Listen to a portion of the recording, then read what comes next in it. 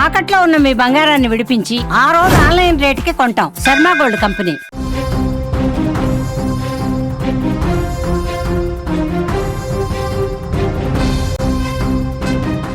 Big breaking news చూస్తున్నాం. లక్షిత్ మృతి case ఇంకా కొలిక్కి రాలేదు. వారం రోజులు కావస్తున్న పురోగతి మాత్రం శూన్యం. హత్య జరిగిందా, సహజ మరణమా అనేది ఇంకా డౌట్గా కనిపిస్తోంది. అంగన్వాడీ టీచర్ ఆయాల మీద బుధవారం వేటు వేశారు, వాళ్ళని సస్పెండ్ చేశారు. గ్రామస్తుల్ని పోలీసులు రహస్యంగా విచారిస్తున్నారు. సెల్ టవర్ లొకేషన్ ఆధారంగా విచారిస్తున్న పరిస్థితి. సుమారు 180 కొత్త నెంబర్లను గుర్తించారు. వాళ్ళందరినీ కూడా విచారిస్తున్నారు. ఈ నెల 8న అంగన్వాడీ కేంద్రం నుంచి బాలుడు లక్షిత్ అదృశ్యమయ్యాడు. 10వ తేదీన విగత జీవిగా లక్షిత్ కనిపించిన పరిస్థితి. అయితే ఎలా చనిపోయాడు అన్న విషయానికి సంబంధించి అసలు ఇంతవరకు స్పష్టత రాకపోవటం ఏంటి అంటూ కుటుంబ సభ్యులు, లక్షిత్ బంధువులు తీవ్ర ఆందోళనలో ఉన్నారు. ఆగ్రహం వ్యక్తం చేస్తున్నటువంటి పరిస్థితి.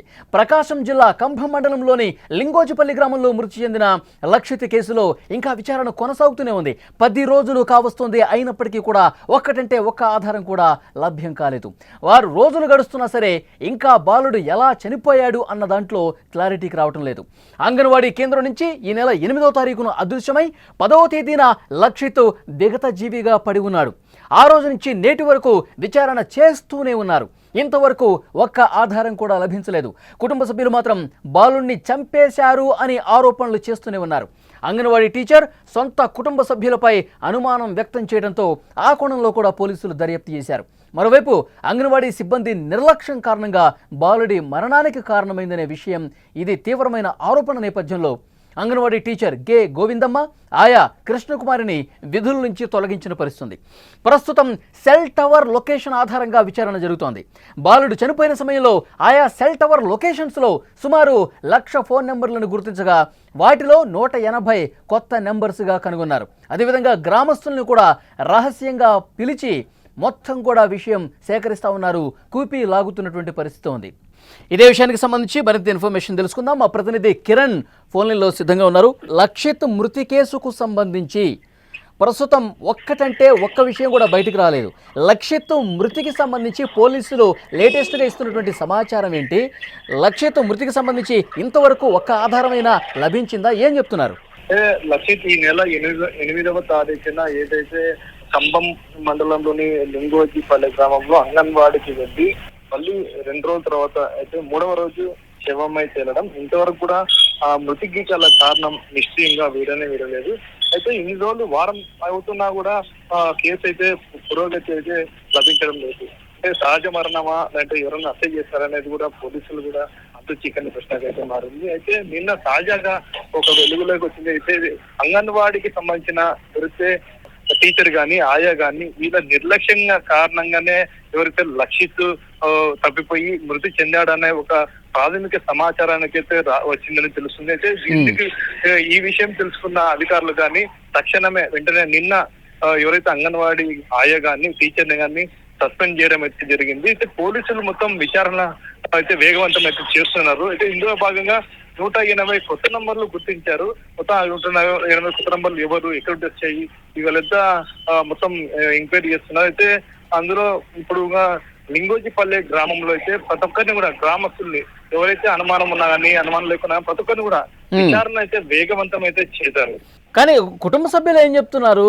10 రోజులు అవుతుంది, ఇంకా ఎందుకు అసలు పూర్తిగా ఆధారాలతో సహా బయట పెట్టలేకపోతున్నారు? పోలీసు వ్యవస్థ మీద కొంత అపనమ్మకం కనబరుస్తున్నటువంటి పరిస్థితి ఉంది కుటుంబ సభ్యులు. ఇంకేం చెప్తున్నారు దీని మీద? కుటుంబ సభ్యులు మొదటి నుండి ఒకటే చెప్తున్నారు, మా బాబు ఏదైతే తప్పిపోయాడో అది ఎప్పుడు అంటే కేవలం ఎవరో ఎత్తికి వెళ్ళి చంపారనే ఆరోపణ చేస్తున్నారు. మా బాబు తప్పిపోయి తిండి నిద్ర లేక చనిపోయలేదు, ఎవరో కుట్ర పూరితంగానే చంపారని చెప్పేసి మొదటి నుండి చెప్పుకుంటున్నారు. గ్రామస్తులు కూడా అదే చెప్తున్నారు. అంటే ఈ బాబు చనిపోలేదు, సహజ మరణం కాదు, చంపారనేది చెప్తున్నారు. బంధువులు ఇప్పుడు కూడా వాళ్ళు ఎవరు అనేది కనిపెట్టాలా. అయితే తమ పైన ఆరోపణలు చేస్తున్నారు. బంధువులే హతమార్చినట్టు అనే అనుమానాలు వ్యక్తం చేస్తున్నారు. సరికాదు, ఏదున్నా సాక్ష్యాధారాలు ఉంటేనే మాట్లాడండి, అప్పుడు కూడా మేము కూడా ఎవరైతే ఉన్నారో వాళ్ళని మేమే శిక్షిస్తామని చెప్తున్నారు. ఏదైనా ఎలాంటి సాక్ష్యాధారాలు కూడా లేవు. అంటే హత్య జరిగిందని చెప్పి సాక్ష్యాధారాలు లేవు. అందుకే పోలీసులు అయితే వేరే కోణాల్లో అంటే ప్రతి కోణం కూడా వెలుగులో ఇస్తున్నారు. ఇప్పుడు ఎవరైతే ఇప్పుడు మనకి అంగన్వాడీ టీచర్ గారిని ఎవరైతే ఆయా సస్పెండ్ చేస్తారు, ఇప్పుడు వాళ్ళ మీద మనకి ఎవరైతే ఇప్పుడు సస్పెండ్ చేస్తే కొంచెం అనుమానం, అంటే వాళ్ళే ఏమంటారు అనుమానం వాళ్ళు కారణంగానే బాబు చనిపోయినాడని చెప్పి ప్రాథమిక నిర్ధారణకి అయితే వచ్చారు. అది అంటే నిర్లక్ష్యమా లేకుంటే వీళ్ళ ప్రమేయం ఉందా, ఎవరైనా హత్య చేయించాలి ప్రమేయం ఉందా అనేది కూడా పోలీసులు విచారణ చేస్తున్నారు. ఓకే కిరణ్, మరింత ఇన్ఫర్మేషన్ కోసం మరొకసారి మీతో మాట్లాడతాం. అది లక్షిత్ మృతి కేసుకు సంబంధించి ఇంకా కనీసం ఆధారాలు ఇంకా లభించలేదు. నిజంగా ఇది ఎవరైనా కుట్రపూరితంగా వ్యవహరించి లక్షిత్ను హత్య చేశారా లేదంటే సహజ మరణమా, ఈ విషయానికి సంబంధించి ఇంకా ఇన్వెస్టిగేషన్ జరుగుతుంది, దర్యాప్తు జరుగుతూనే ఉంది. చాలామందిని పిలిచి విచారిస్తూనే ఉన్నారు. కానీ ఇంతవరకు ఒక్కటంటే ఒక్క ఆధారం కూడా లక్షిత్ మృతి కేసుకు సంబంధించి ఇంకా లభించలేదని చెప్పి పోలీసుల నుంచి ఇన్ఫర్మేషన్ వస్తుంది. ఈ నెల 8వ తారీఖున అంగన్వాడీ కేంద్రం నుంచి ప్రకాశం జిల్లా కంభం మండలం లింగోజిపల్లిలో అంగన్వాడీ కేంద్రం నుంచి బయటకు వచ్చినటువంటి లక్షిత్ 3 సంవత్సరాల బాలుడు ఆ తర్వాత తన ఇల్లును వెతుక్కుంటూ అదేవిధంగా ముందుకు పోయాడు, దారి తప్పాడు. ఆ తర్వాత ఊరి బయటకు వెళ్ళిపోయాడు, పొలాల్లోకి వెళ్ళిపోయాడు. 3 కిలోమీటర్ల దూరం ప్రయాణం చేసి తినడానికి తిండి లేక, దాహం వేస్తే తాగటానికి వాటర్ లేక తల్లిదండ్రులు అమ్మ అమ్మ అంటూ అతను అక్కడ ఏడుస్తూ అక్కడ పడిపోయాడని చెప్పి ఇవి అనుమానం వ్యక్తం చేస్తున్నారు. ఇదే జరిగి ఉంటుందని చెప్పి చాలామంది చెప్తున్నారు. కానీ కుటుంబ సభ్యులు మాత్రం దీన్ని తీవ్రంగా కొట్టిపాడేస్తున్నారు. ఎవరో తెలిసిన వాళ్ళ పని, దారుణంగా మా అబ్బాయిని చంపేశారు, హత్య చేసి ఊరికి దూరంగా పొలంలో పడేశారు అని చెప్పి చాలా బలంగా ఈ విషయాన్ని కుటుంబ సభ్యులు చెప్తున్నారు. తీవ్రమైనటువంటి ఆవేదనతో, ఆక్రందనతో వాళ్ళందరూ మాట్లాడుతున్న పరిస్థితుంది. అయితే ఇక్కడ ఒక్క విషయం చాలా స్పష్టంగా అర్థమవుతుంది. ఎందుకంటే అంగన్వాడీ టీచర్ కావచ్చు, ఆయా కావచ్చు, పూర్తిగా నిర్లక్ష్యంగా ప్రదర్శించారు. 3 ఏళ్ల బాలుడు లక్షిత్ని ఏ విధంగా ఒంటరిగా వదిలేస్తాడు, ఏ విధంగా అసలు తల్లిదండ్రులకు కనీసం అప్పగించకుండా తల్లిదండ్రులకు ఫోన్ చేయాలి, తల్లిదండ్రులు అందుబాటులో లేకపోతే కుటుంబ సభ్యులకు ఫోన్ చేయాలి, ఫోన్ చేస్తే వాళ్ళు వచ్చిన తర్వాత పెద్దలకి అప్పగించాలి. 3 సంవత్సరాల బాలుడు ఎలా ఇంటికి ఒంటరిగా వెళ్ళిపోతాడు? వాళ్ళకి అప్పగించాలి. అప్పగించిన తర్వాత క్షేమంగా తల్లిదండ్రులకు అప్పగించాము అని చెప్పి అనుకున్న తర్వాత అప్పుడు మాత్రమే అంగన్వాడీ టీచర్లు అక్కడి నుంచి వెళ్ళిపోవాలి. అంతేగాని వాళ్ళని 3 సంవత్సరాల చిన్నపిల్లల్ని వెళ్ళిపోండి మీ ఇంటికి, ఇక్కడ అంగన్వాడీ కేంద్రం సమయం అయిపోయింది అని ఎంత నిర్లక్ష్యంగా వ్యవహరించారనేది కూడా అధికారులకు అర్థమైంది. వెంటనే అంగన్వాడీ కేంద్రంలో ఉన్నటువంటి వాళ్ళ సిబ్బంది నిర్లక్ష్యం కారణంగానే బాలుడు ఆ విధంగా వెళ్ళిపోయాడు, తప్పిపోవటానికి కారణమయ్యాడు. లేదంటే వేరే వాళ్ళు చేజెక్కించుకోవటానికి, ఒకవేళ నిజంగా ఎవరైనా చంపేసి ఉంటారు, అతన్ని హత్య చేసి ఉంటారని ఒకవేళ అనుమానిస్తే కనుక వాళ్ళకి చిక్కటానికి కూడా ఈ అంగన్వాడీ కేంద్రం సిబ్బంది నిర్లక్ష్యం కదా. సో అందుకే ప్రాథమికంగా భావించి అంగన్వాడీలో పనిచేస్తున్నటువంటి టీచర్ని అలాగే ఆయమ్మని ఇద్దరిని కూడా సస్పెండ్ చేసినటువంటి పరిస్థితి. ఇక అన్ని కోణాల్లో పోలీసులు దర్యాప్తు చేస్తున్నారు.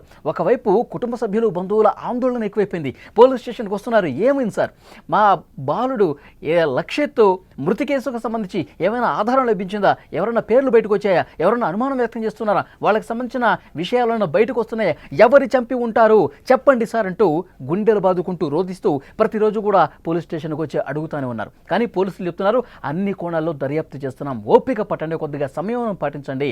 అన్ని విషయాలు ఎప్పుడు ఏ రోజైతే ఆ బాలుడు మిస్ అయ్యాడో అప్పటి నుంచి కూడా ఇన్వెస్టిగేషన్ అనేది అన్ని కోణాల్లో చేస్తున్నాం. ఎందుకంటే ఆ రోజు ఆ ఊరికి కొత్త వాళ్ళు ఎవరైనా వచ్చారా, ఎవరైనా అసలు ఆ ఊరితో సంబంధం లేని వాళ్ళు ఎవరైనా వచ్చారా, బాలుడు ఎక్కడైతే విగతజీవిగా పడి ఉన్నాడో ఆ లొకేషన్కి సంబంధించి ఎవరైనా అక్కడ తచ్చాడినటువంటి సందర్భం ఉందా, అన్ని కోణాల్లో కూడా దర్యాప్తు చేస్తున్నారు. ఇప్పుడు వరకు 180 కొత్త నెంబర్లను గుర్తించినట్టుగా తెలుస్తుంది. ఆ 180 మందిని కూడా విడివిడిగా ఒక్కొక్కరిని పిలిచి అన్ని కోణాల్లో దర్యాప్తు చేస్తున్న పరిస్థితి.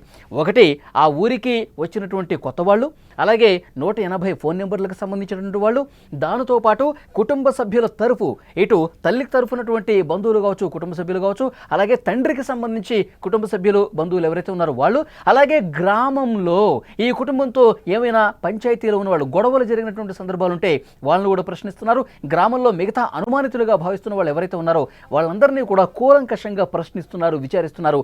అన్ని కోణాల్లో దర్యాప్తు చేస్తున్నాము, వాస్తవాలు అతి త్వరలోనే బయటకు వస్తాయని చెప్తున్నారు. కానీ ఇప్పటికిప్పుడు ఈ రోజుకున్నటువంటి ఇన్ఫర్మేషన్ ఏంటంటే దర్యాప్తు జరుగుతుంది, ఒక బలమైనటువంటి ఆధారం కూడా ఇంతవరకు లభించలేదు అని చెప్తున్నారు. ఎందుకంటే గతంలో సహజ మరణమే అని చెప్పి పోలీసులు చెప్పారంటూ పెద్ద ఎత్తున కుటుంబ సభ్యులు ఆందోళన చేశారు. విజువల్స్లో కూడా మీరు చూస్తూ ఉన్నారు. అక్కడ పోలీస్ స్టేషన్ దగ్గర బైఠాయించి ఆందోళన చేశారు. మా బాలుడిది సహజ మరణం అని చెప్పి మీరు ఏ విధంగా ప్రకటిస్తారు, బాలుడు తప్పిపోయి పొలాల్లోకి వెళ్ళిపోయి ఆకలితో అలమటించి చనిపోయాడని చెప్పి మీరు ఏ విధంగా ప్రకటిస్తారు? ఇది హత్య జరిగింది, ఎవరో చంపేసి అక్కడ పొలాల్లో పడేశారు, మీరు సహజ మరణంగా ఎలా చెప్తారు అంటూ నిలదీసిన పరిస్థితుంది. కుటుంబ సభ్యుల ఆవేదనను అర్థం చేసుకున్నటువంటి పోలీసు యంత్రాంగం చాలా స్పష్టంగా సహజ మరణం అని చెప్పి మేము ఇంకా ధృవీకరించలేదు, ఇంకా మేము దర్యాప్తు చేస్తూనే ఉన్నాము, అన్ని కోణాల్లో దర్యాప్తు చేస్తున్నాం, ప్రతి ఒక్క అనుమానితుడిని కూడా ప్రశ్నిస్తున్నాం, ఇవన్నీ చెప్తా ఉన్నారు. సో డెఫినెట్గా 10 రోజులు అయిపోయింది. నిజంగా పోలీసు వ్యవస్థ ఆంధ్రప్రదేశ్ సంబంధించి చాలా బలంగా వేగంగా దర్యాప్తు చేస్తే నిజానిజాలు వెల్లడిస్తారని చెప్పి ఒక నమ్మకం ఉంది. కానీ కొన్ని కేసుల్లో మాత్రం ఇంత లేట్ ఎందుకు అవుతుంది, ఇంత ఆలస్యం ఎందుకు అనిపిస్తుంది? ఇది పోలీసుల నిర్లక్ష్యమా, అలసత్వమా, వేగంగా పరిష్కరించాలనే తత్వమా? దీని మీద కుటుంబ సభ్యులు నిజంగా బాధితులు ఎవరైతే ఉన్నారో వాళ్ళు క్వశ్చన్ చేస్తున్నటువంటి పరిస్థితి ఉంది. నిన్న ఇన్సిడెంట్ మనం చూసాము. వైష్ణవి కేసుకు సంబంధించి కూడా గండికోట రిజర్వాయర్ ప్రాంతంలో, పర్యాటక ప్రాంతంలో ఇంటర్మీడియట్ చదువుతున్నటువంటి బాలికను దారుణంగా హత్య చేసి వివస్త్రణ చేసి ముళ్ల పొదల్లో పడేస్తున్నారు. ఇంకా ఆధారాలు కొన్ని లభ్యమయ్యాయి అంటారు కానీ పోలీసులు ఇంకా బయటకు చెప్పలేని పరిస్థితి. నిజంగా ఆ ప్రియుడు చంపలేదని చెప్పి క్లారిటీ చేశారు. మరి అన్నయ్య చెప్పాడా, అన్న చంపాడా, అన్నకు సంబంధించి కూడా పూర్తి వివరాలు బయటకు రావాల్సి ఉంది. ఏది కూడా ఒక క్లారిటీ ఇవ్వటంలో పోలీసులు కొంత లేట్ చేస్తున్నారు, అలసత్వం వహిస్తున్నారు. ఎందుకు ఇంత లేటు? ఆధారాలు లభ్యమైతే చెప్పొచ్చు కదా, బయట పెట్టచ్చు కదా. ఇది బాధిత కుటుంబాలు ప్రశ్నిస్తున్నటువంటి పరిస్థితి. సో డెఫినెట్గా 10 రోజులు కావస్తుంది. నిన్న మంగళవారం కాకుండా అంతకు ముందు వారం మంగళవారం అంటే 8వ తారీఖు. ఇప్పటికీ సరిగ్గా 10 రోజులు అవుతుంది లక్షిత్ చనిపోయి. ఆ బాబు ఎందుకు చనిపోయాడు అన్న విషయానికి సంబంధించి ఇంకా క్లారిటీ రాకపోవటం ఏంటి అంటూ తీవ్రమైనటువంటి ఆవేదనతో, ఆందోళనతో కుటుంబ సభ్యులు ఉన్నారు. మరి సుమన్ టీవీ ప్రతినిధులు అక్కడికి వెళ్ళి ప్రశ్నించినప్పుడు కూడా పోలీసులు ఇదే చెప్తున్నారు. అన్ని కోణాల్లో దర్యాప్తు చేస్తున్నాం, ప్రతి ఒక్కరిని ప్రశ్నిస్తున్నాం అని చెప్తున్నారు. కానీ ఇంకా ఒక క్లారిటీ మాత్రం ఇవ్వట్లేదు. వీలైన త్వరగా లక్షిత్ మృతికి సంబంధించి అన్ని విషయాలు, అన్ని ఆధారాలు, దర్యాప్తుకు సంబంధించిన అన్ని డీటెయిల్స్ బయట పెట్టాలని చెప్పి కోరుకుందాం.